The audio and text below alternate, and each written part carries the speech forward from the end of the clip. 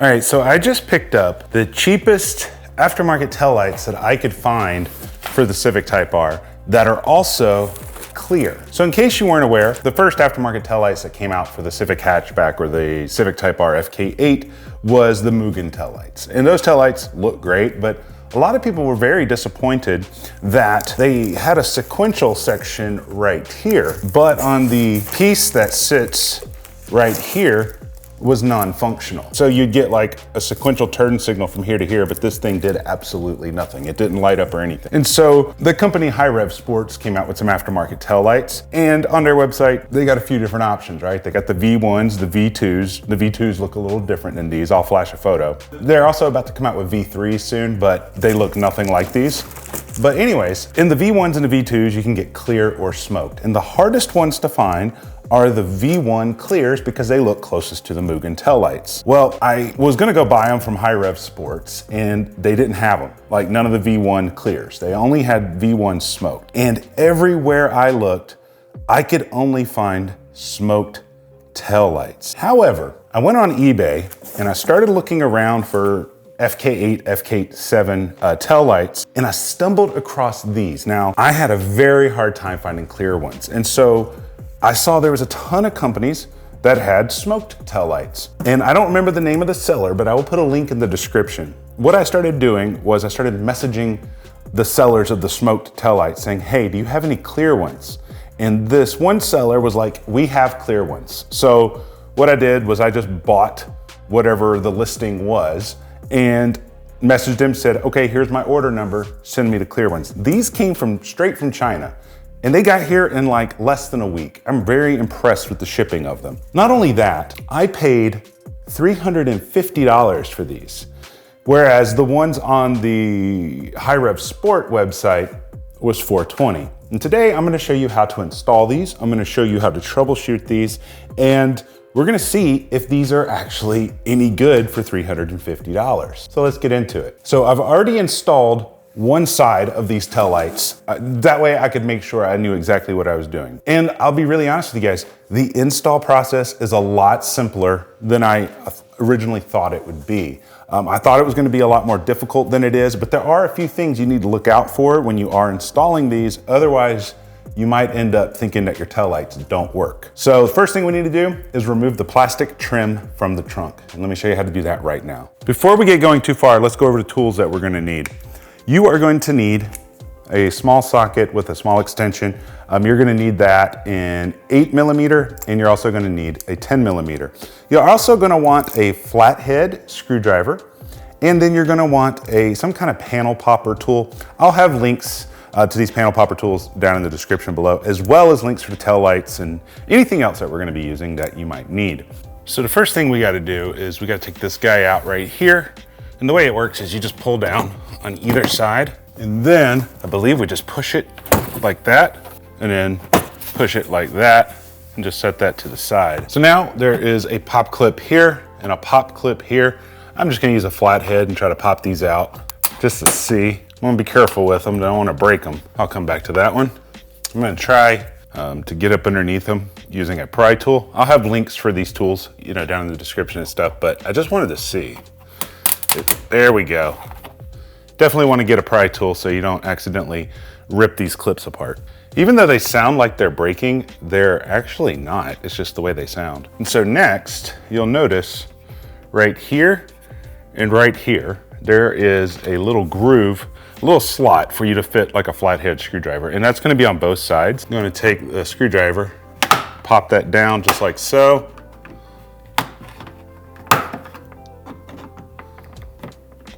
There we go. And that's just gonna pull that shell off so we can get to the underbelly of it. You can do that on both sides as well. Then inside of these holes, one here and here, right here, on both sides of the car are 4 10mm bolts. Just gonna use a small little socket to take those out. All right, so now that that stuff's done, we should technically be able to pull out all this plastic here. I've never done it, so we'll figure it out. Okay, there's one piece. And now we should be able to work our way around, kind of coming through here, right? And then you see these rubber things that are right here. It looks like the plastic kind of slides around them like so. And then this whole piece comes out. So now that we got the plastic trim off of the trunk, there's gonna be a socket here and a socket here. The thing about these is you can use either an 8mm socket or you can use a Phillips head screwdriver. It's totally up to you to take these out. Now, once you got these out, there are 2 pop clips that are over here and they go out towards the side. And so you simply start prying. Some people put tape around the edges. I'm not worried about it, my car is vinyl wrapped. Once you start getting it kind of popped out, you can kind of go over to this edge over here with your panel popper tool. You can kind of go down into here. Sometimes these pop out a lot easier. Sometimes they don't, but you can get up underneath it right here. There we go. Now I made a little bit of a mistake here. I actually broke this clip on this tail light. It's not a huge deal, guys. Like, I still have one of the clips that's still stuck in here, but that can happen. It really can. So before I move any further, these little gray pieces, there's one here and there's one down here, but like I said, that plastic clip kind of broke off with it, and that's kind of a bummer, but whatever. Here's the thing with this, I can epoxy glue this back onto the tail light, which I'm gonna do, probably with like some JB Weld for plastics. I'll be honest with you. JB Weld for industrial plastics is incredibly strong. It is so strong. I actually glued my front bumper back together with it. So that's what I'll do with this once I get this tail light off, just in case I ever need to reinstall it. But these little guys right here need to come off because you're gonna need these on the new tail lights. And once you got it out, set these to the side and I'll show you what to do with them in a second. Now, if yours is broken and it broke off on here, or if yours are still attached to the tail lights right here, you're gonna have to take a flathead and just slowly work around it and pry it off. They're really cumbersome to get off, but we are gonna need these for the new tail lights. But with a little effort, they do come off.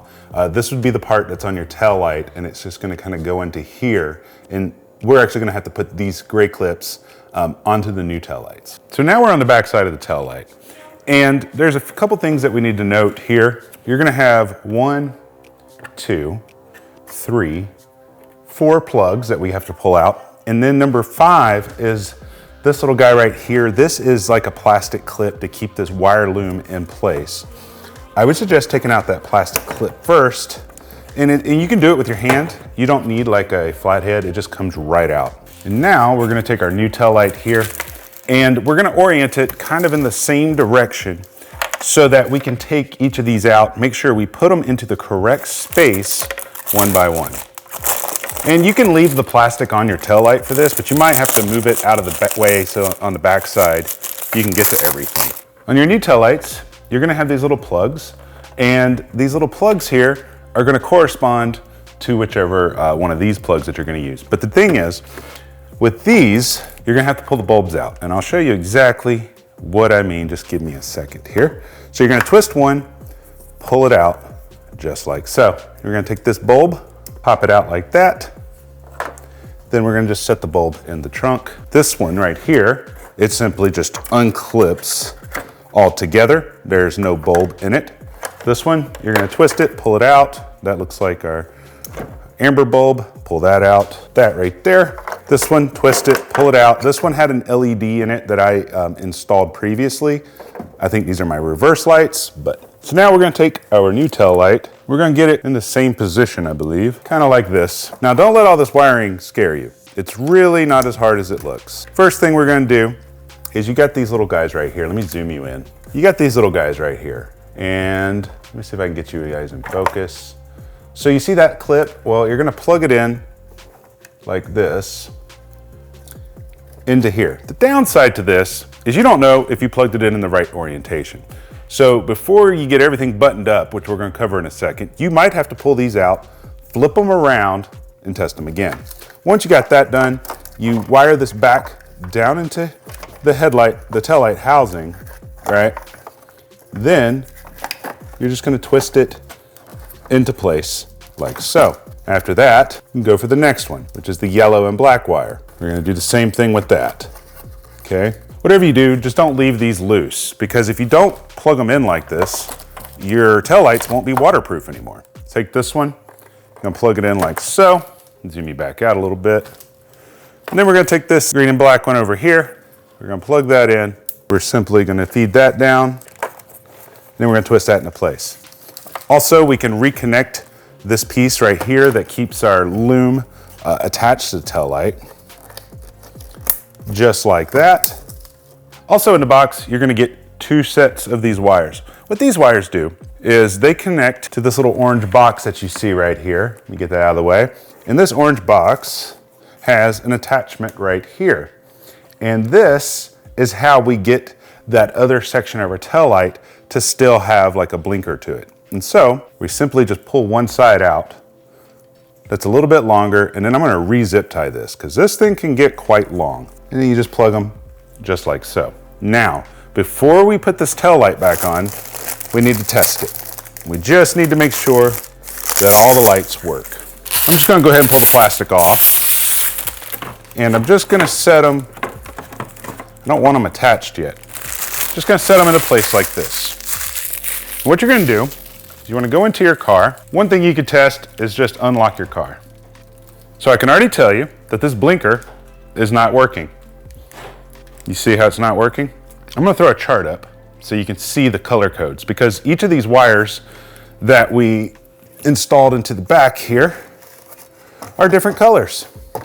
And each color that's back here corresponds to a different function of the tail light. So for example, if you look at this wire here, this is gonna be our turn signals. It's the yellow and black wire. And so what we have to do is we're just gonna pull out these until we find the yellow and black wire. I think this might be it. Yeah, this is it. So we're gonna take it out. We're gonna flip it around like so.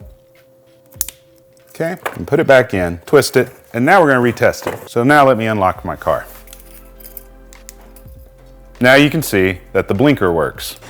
And that's gonna be the same thing with the reverse light. So the way that you're gonna test your reverse light is you go into your car. You don't have to start the car if you don't want. Just make sure it's in the on position and then put your car in reverse. So let me go test that now.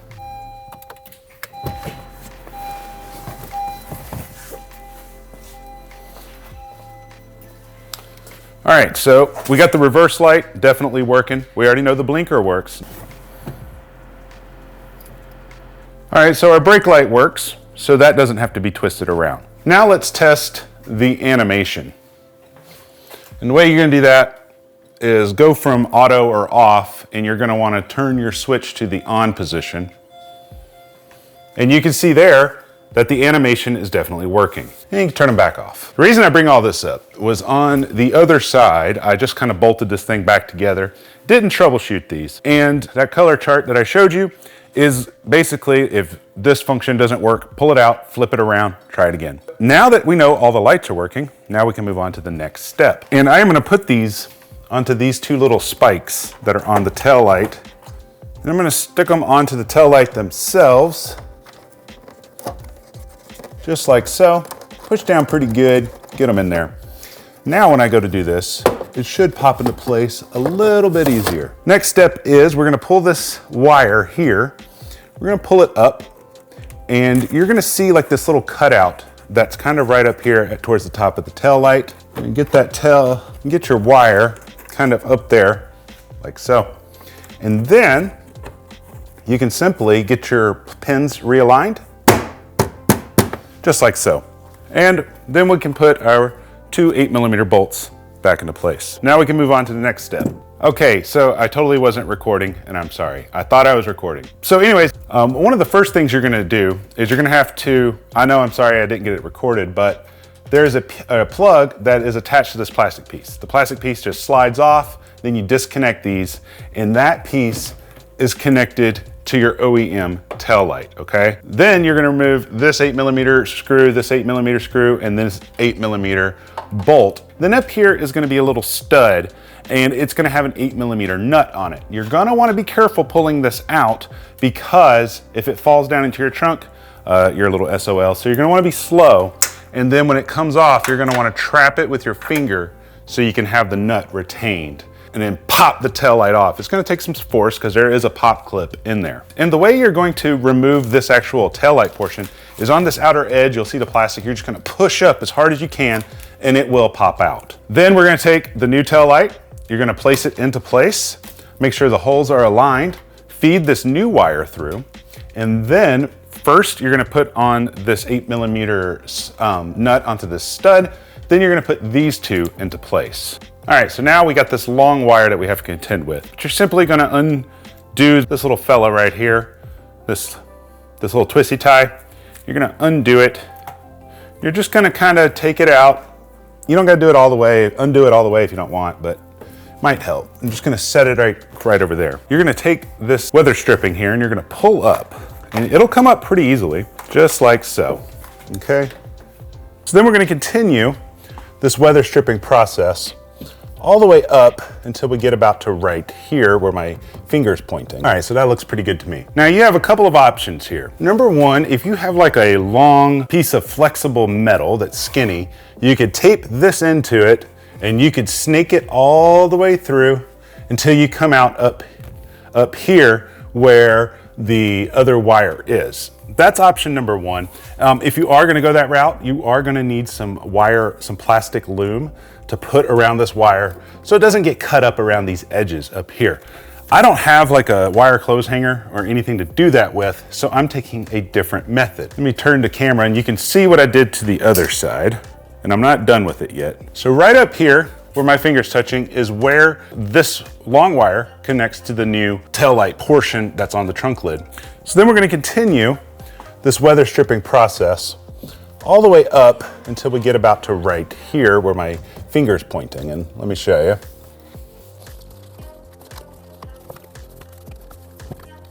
Let's go. Now. I used a little bit of duct tape here to kind of tape it down into place, and I'm essentially going to do that all the way down here. And I'm going to tape it, and I've got to figure out the best place to put this. But once I get it all taped down on both sides, then I can reinstall the plastic trim. And there's so much wire, you are gonna have to bundle some of it up. So I just wanna make that clear. There's a lot of wire here. All right, so I'm gonna take this long wire here, and we're simply gonna clip this into place just like so before we start taping this up and everything. One thing to keep in mind, this wire is just gonna dangle. There's nothing that this wire now needs to connect to. So I'm just gonna stuff it up into here. So this yellow wire here, I'm gonna stick this thing way up in here, and I'm gonna hold it kind of like this, okay? The reason I'm doing it this way is this little black plastic around the wire is gonna protect the edges here. So once I get that kind of tucked up into there, I'm simply gonna take a little bit of this duct tape here. So get that up in there, right? And then I'm gonna duct tape it right about here. And I'm gonna run this wire all the way back down, and I wanna make sure that I avoid these pop holes and stuff. I don't wanna cover that with any tape or any wire because that's how the trim pieces go back in. Then I'm gonna take the loom where it's got a bundle, you know, and I'm gonna stick it into this little corner area, kind of down here. I don't know how well you guys can see this. Put a little duct tape on it and hold that into place. All right. It's not the cleanest job in the world, but it'll do. All right, party people. So before we take a look at the tail lights, I got some B-roll I'm gonna show you to show how they work at night and see how they look in the daytime. I wanted to talk a little bit more about them and a couple things that you need to know before you decide to really pick these up for yourself. So number one, I made a post on Instagram when I first got these, and a couple of people took it the wrong way. I basically said, hey, I found these on eBay for $350, and they're a lot cheaper than the high rev sports ones because these aren't branded with anything. And a couple people took offense to that and said, hey man, you shouldn't be dogging high rev sports. And I want you guys to know I'm not. It's just high rev sports said it was gonna be 6 weeks before the V1 clears were in stock, and so I looked for them elsewhere. But one thing you should keep in mind, when you buy from a company like High Rev Sports, you do get a few extra things that you don't get when you buy from, say, somebody on eBay. And that would be like a warranty, for example. High Rev Sports has a 6-month warranty on all their stuff. And so if you had any problems within that time frame, they're more than likely gonna replace them for you. So that is a risk you take to save money buying from eBay. I will say this though, one pro to buying it on Amazon or eBay is with eBay, you have protection with PayPal. I've had really good luck with eBay. I've been shopping from eBay since 2004. Around 2004, I started shopping on eBay. And The buyer protection for PayPal is really good. I've had no problems with it. I've only had a handful of products where I got it and received the wrong product, and if the seller didn't want to deal with me, I just went to PayPal, put in a dispute, and they always got me my money back pretty quickly. And then same thing with Amazon. If you receive like a defective item, they're gonna refund your money regardless. So kind of going back to what I was saying, with High Rev Sports, you're gonna get that 6-month warranty, whereas if you buy it on eBay or PayPal, you're only gonna get like a 30-day window if something's wrong with them. So keep that in mind.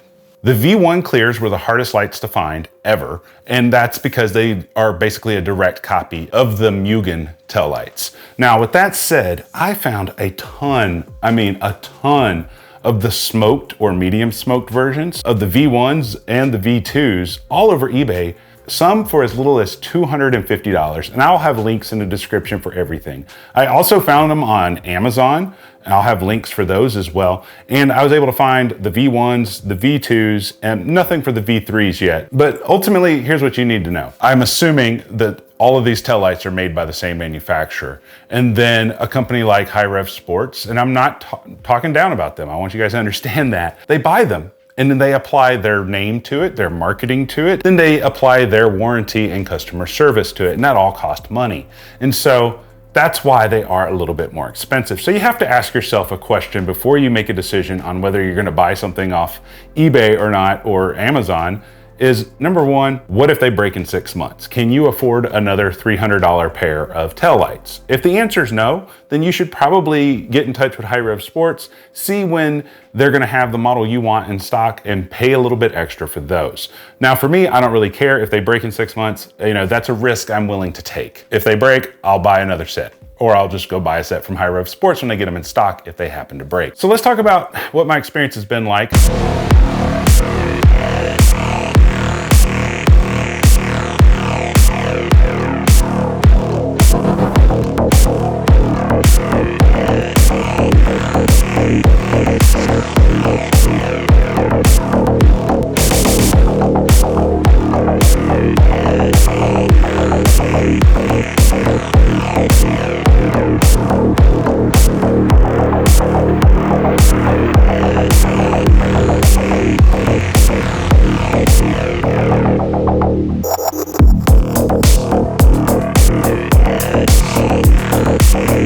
I've only had them on my car for about a week, and I live in Arizona and we don't get much rain, so I haven't really been able to test whether or not moisture will get inside of these or not.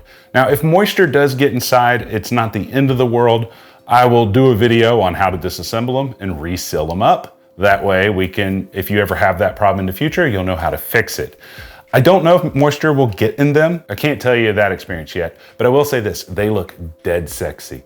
They look so sexy on the car. For me, I really wanted the clears. I feel like the smoked or the medium smoke look best on a darker colored Type R, like a black or like the gray or something like that. Whereas for me, I really wanted to see all those intricate details of the internals of the taillights, without having to shine a light on them. I just thought that would look really cool. I just love the way that the taillights were designed, and which is why I preferred the clear ones. Thankfully, they're not like the clear taillights from the early 2000s that we saw on the Lexus IS300 that have a ton of chrome in them.